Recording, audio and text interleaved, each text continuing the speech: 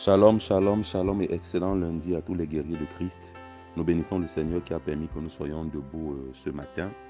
Et avant qu'on ne commence notre programme de ce matin, j'aimerais dire quelque chose d'important concernant les prières lumineuses. Les prières lumineuses sont des prières que nous élevons à Dieu pour qu'il nous transforme afin que notre lumière paraisse.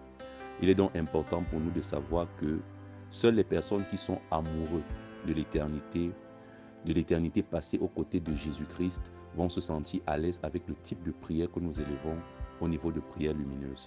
Nous sommes donc appelés à travailler sur nous pour davantage ressembler à Christ. Pourquoi? Parce que c'est ça en fait le but pour lequel Christ est mort. Pour que sur la terre, nous puissions être une extension de sa personne, une extension de son ministère.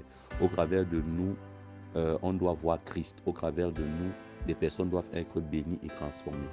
Alors aujourd'hui, dans le cadre de prière lumineuse, nous allons continuer avec la grande thématique, la jalousie.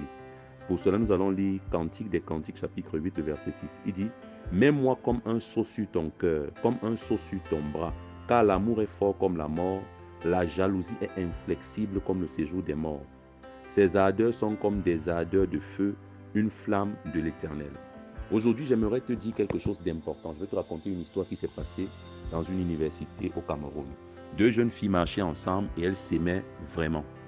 Et l'une était le plus souvent courtisée par des garçons et avait beaucoup d'argent et beaucoup de gloire à cause de ce que les gens lui donnaient. Et une autre se sentait un peu délaissée et attristée.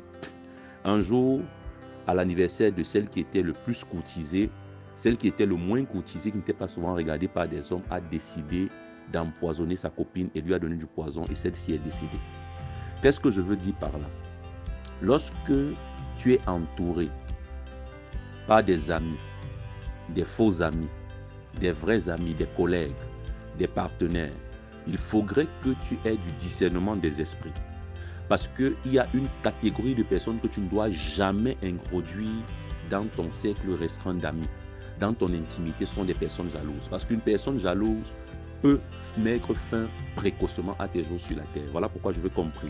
Excellent Père Céleste, aujourd'hui, je prie que tu me donnes le discernement. Donne-moi de discerner au milieu de ma compagnie toutes les personnes jalouses, des personnes qui sont des agents que le monde des ténèbres pourra potentiellement utiliser pour me détruire. Merci Seigneur de me donner le discernement et merci d'exposer ces personnes en cette saison. C'est au nom de Jésus-Christ que nous avons prié.